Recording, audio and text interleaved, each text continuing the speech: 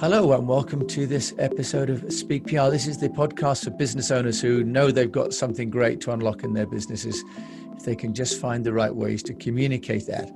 And today we're going to talk about video. And I'm joined by Alex Redman, who is the founder of Clipshare. Alex, welcome. Thank you, Jim. How are you doing? Great, thanks. I trust you're doing well too. Now tell us, Clipshare, I've been watching you on LinkedIn. What problem are you trying to solve for business owners? Yeah, firstly, thanks very much for having me on the show. It's really great to speak to yourself and your wider audience, have a bit of a catch up. So Clipshare is designed to tackle a fundamental problem, which is if you're generating long form video content, so maybe that's a vlog or blog just like this, or podcast, or maybe it's a longer sort of sales and marketing piece. How do you drive traffic and ultimately eyeballs to that content? So you can actually generate revenue off the back of it, however you're doing that, whether it's ads or whether it's by monetizing through actual services or products.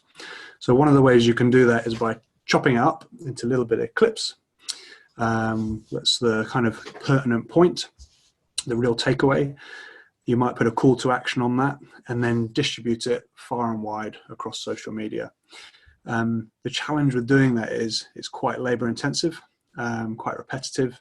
And it's got to be a little bit nuanced between each of the platforms. So what we do is take the pain out of that process and try and essentially automate as much of it as possible.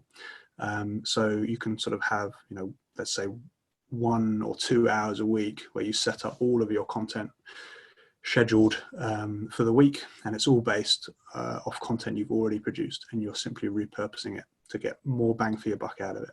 How is it working? Is it choosing certain sections of my video, or am I needing to decide I want a certain section of the video and it's auto editing? You've actually touched on some of the longer term roadmap, which is if you think of the problem statements I've mentioned there and the solutions, you want to get as much computer programming in finding those clips as possible. And that's certainly something that we're thinking about. But in the shorter term, so where we are right now, generally the content creator knows the piece that they've lovingly edited, no doubt for hours and hours and days, and they will pretty much have a handle on where the good bits are. That's going to be a good bit for LinkedIn. Actually, I know my LinkedIn audience, that's probably going to be quite good for Twitter. So at the moment they go in and select essentially those timestamps in that video manually, but we say manually, it's really not that hard at all. If a lowly non-techie person like myself can do it, I'm pretty sure your esteemed audience can do it as well. And so with this content, if we've got it on our desktop, then do we need to load that to the cloud, or is it something that you have residing as an app on people's computers? Yeah, so at the moment it's completely in the cloud, so cloud-based. And that's so we can have the scalable architecture that we need to give users the performance they need, because obviously video rendering is quite, computing power intensive. So it's all hosted in the cloud. At the moment, in terms of, because we're quite early in our business life cycle aimed at early adopters and innovators, we're pitching it at, let's say, YouTubers, or podcasters, videographers, maybe the smaller social media managers, where they have the problem statements I've articulated at a higher volume, where a lot of their content's already hosted on YouTube. So the first off way that we grab content is by directly linking to your YouTube account. So it's super seamless. It literally looks exactly as your sort of channel tiles on your own YouTube page. There is also a URL, essentially fetcher, we call it, where you can copy paste a URL in to access that video. And one of our next steps is to have an actual uploader from your desktop, because we've had a few user requests for that recently. So we kind of jig around our product innovation roadmap depending on the user feedback. So we're trying to make it as accessible as possible for what the user base are asking for. If you're taking these clips and you're putting them across to, for example, YouTube, are these becoming in effect trailers then for the long form content? At the moment, the call to action is essentially written in your description box.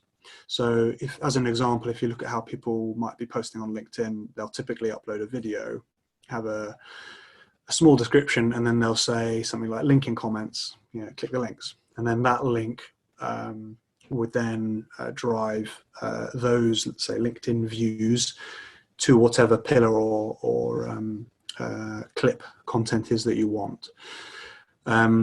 So at the moment, you can pretty much put whichever link you want in that description box and drive the traffic how you see fit. In future iterations, we'll have, there'll be some like drop-down boxes or whatever to make that super seamless, because generally people are driving traffic to only a few, let's say, repositories, the YouTube channel or to their website or whatever. So we are envisaging, and certainly our users are telling us that it's only 1, 2, or 3 destinations that they want to drive the traffic. So we're trying to channel it in those directions. Why would this be different to someone just taking from, for example, their iMovie or their Adobe, just taking those clips themselves? You've essentially got these two, let's call it almost monolithic industries out there. You've got video editors, so your iMovie, to use our example, but you've also got a lot of the social media management tools and scheduling tools, Later.com, Buffer, Hootsuite, all of the big names. When you get into, let's say, the pro packages on either of those that really have the functionality that you want, those are becoming quite large, unwieldy products that generally need quite a bit of skill set and investment in personal learning to actually get up to speed with some of them.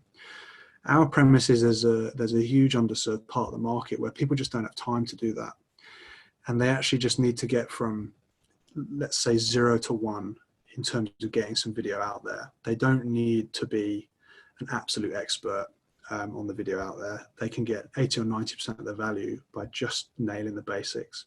And that's what our product does. So we bring the best bits in terms of 0 to 1 from a video editor, and we bring the best bits from a social media management tool in terms of scheduling, and we bring those together in a really neat package that tackles that underserved part of the market. Is this also helping people to do some of the branding and the subtitling that other packages are offering? At the moment, our current software release, we've got the branding uploader on that, which is really cool. So, and I'm bound to say that I'm biased, so I'm not sure which side of the screen it is, but basically your logo pops up here. It can be whatever you want. We've got a little Clipshare watermark, and obviously that in one fell swoop makes it look really professional and slick just by uploading that one little thing. And then one of the next releases we'll be doing is to get subtitles in there. So subtitles can be a little bit of a challenge from a technical point of view, not to dive into too much detail, because in this kind of natural flowing conversation, you get a lot of ums, a lot of ers, and the subtitles can sometimes be nonsensical.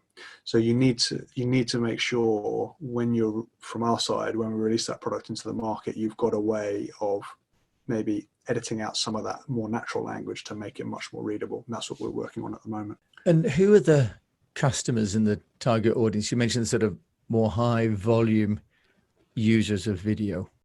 We're getting really good response from YouTubers. So YouTube content creators who there may be pro amateur content creators. So they might be still doing this as a side hustle to their day job, or they have just jacked in the day job and now they've really got to invest in getting content out, and it's almost a full-time job in the week. Twitch streamers, obviously streaming has gone through the roof in the last couple of months for all the obvious reasons. So we're getting some good response and traction on that side. And also, I'd say smaller social media managers that are looking to find an edge.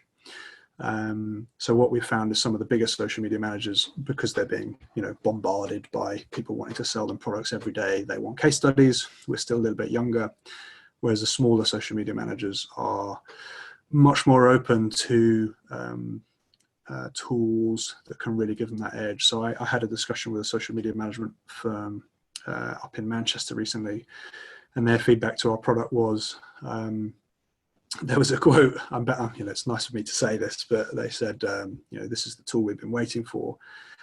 But the really interesting thing they said that opened my eyes was this will allow us to bring social media management back in-house, because it will essentially allow them to restore their margins on that piece of work, because it takes so much of the labor element out of it from their side. So that's really, really compelling. If they can add, another, line item to what they're offering from their existing resource, that's really, really powerful. What sort of skill sets would an individual need to use Clipshare? If you can use LinkedIn, you can use Clipshare. If you can use YouTube, you can use Clipshare. If you can use Twitter, you can use Clipshare. If you use Instagram or Facebook, you can use Twitter. You can use Clipshare. It is pitched at the same level of intuitiveness as those platforms, if not easier. So a key premise of our tool is people just do not have time to learn these products, and they have to just work. Part of our offering is to just stay as simple as we can in terms of that user interface.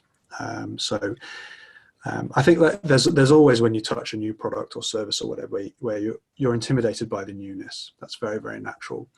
But we've already got some onboarding videos on the website. We've got shorter ones and longer ones to run you through almost from start to finish what the process looks like. We think it's de-risked as much as possible, but please do, your audience, have a try, have a play about. If there's any builds, please let us know. But it's super easy. Even I can use it, then I promise you can as well. What are we looking at in terms of fees for using Clipshare? So we're currently running our early adopter program, which has a 50% discount across the board for every plan. So you've got a free plan in perpetuity that has basically a Clipshare watermark. That's how we monetize it from our side and give you value for free. We then also have the monthly paid plan, which is on the early adopter program, £9 per month. And then on the annual plan, is simply the exact same thing, but paid up front with a 20% discount. So I think at the moment on the early adopter program, what's that, £84, I think, for the year, which is, the way I look at these things is that's a tank of petrol in the UK. That's really nothing. That's what we like to say anyway. But going forward, we'll obviously collaborating with our users to find out what the right price point is, because obviously the sooner we can build up revenues from the business side, the more value we can create in terms of launching earlier software iterations. So, and you mentioned currencies in pounds and language is English. Could this work for people in Asia, for example, or with French or German? Are there limitations at all? At the moment, the user interface is English only. But in terms of the output and what files in terms of being inputted, linking up to your YouTube channel, that can be any language you want. And in terms of what files you can then create and then post and schedule to your various platforms, to wherever, that's in whatever language you choose to post it. There's a description box as per platform that you type in your message. You can type in whatever language you want. In future, we will be doing a more, let's say, slick language rollout. But like all these things, when do you do it? When's the right time? Which market do you go after first? And we will get there. But certainly, if you're in China right now, or Japan, or Russia, so long as you can speak English, you can use the product, no problem. And Alex, you mentioned YouTube, but what about for companies that are using platforms like Vimeo, for example, for live streaming, or Dassault? Yeah, great question. Long story short, not yet. We have got a lot of things in our basket that we want to do. We haven't done Vimeo yet. It's going to be there soon. We're trying to be quite considered in terms of how we do the various platform API integrations. The reason being is over the last few months, there's been a lot of moves in the social media market. Look at the big announcement for Joe Rogan's podcast moving over to Spotify. Look at what's going on with TikTok in the US. as a third party provider in this space, we've got to be very, very targeted for which platforms we invest in hooking up to. Because from our side, if we put a significant investment in terms of software dev, and then we're not allowed to access the market because Donald Trump has done something, that's a key risk. So at the moment, it's YouTube only or a URL link in the coming days, and then the desktop file uploader. So we think that package quite early on allows us to access pretty much most users. And then for areas where we're getting more requests, we'll look to prioritize those accounts. So if enough people shout about Vimeo, we'll bump it up the product innovation roadmap and we'll get that linked up as soon as we can. Alex, that's great. So you also mentioned there's a share it function. So what's the share part of Clipshare? Yeah, exactly. So you've got your long form content and you've cut up all these little clips that you want to distribute. So the sharing function is how we do that distribution. So once you've selected those clips you want to then share, you click schedule it essentially on the button, and then you've got a scheduling dashboard essentially that sort of tees up those clips. You write your descriptions, you select the platforms to distribute to, you select the time and the date, because obviously you might want to be targeting an audience in Japan with that one specific clip, or you might want to be targeting an audience in South Africa. So clearly those audiences are going to come online at different times. And then you literally just say, post it, schedule it. Alex, it sounds great. And if people do want to send off an email to you, how do they get hold of you? Any method whatsoever. So you can hit me up on LinkedIn. It's Alexander Redman. My email address is alex@clipshare.it. You can go to our website. My contact details are all over the website. Alex, thank you so much for joining our Speak PR podcast today. Fantastic. Thank you very much for having me, and obviously wish your audience some success in what's a very tricky year for all of us trying to build businesses and generate revenue for our clients and also our families. That was Alex Redman of Clipshare.it, which is a way that you can start to make fragments and little trailers from your long form video and upload them, but then also distribute them. And so this is part of our 5-stage methodology, the Speak PR, which is storify, personalize, engage, amplify, and know. And Clip.it obviously is under the amplification module. So thank you so much for listening to this episode of Speak PR.